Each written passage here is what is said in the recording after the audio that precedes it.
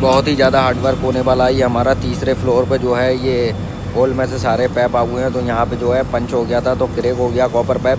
तो हम इसमें टाका लगाते हैं, तो देख सकते हो कितनी मुश्किल से टाका लग रहा है। बहुत ऊंचाई है और फिर उसके बाद में ये रोबे के अंदर से जो है टाका लगाना पड़ रहा है, तो उसमें काफ़ी दिक्कत हो रही है। तो दोस्तों देखते रहिए पूरा वीडियो किस तरीके से हमने टाका लगाया, तो बने रहिए वीडियो में।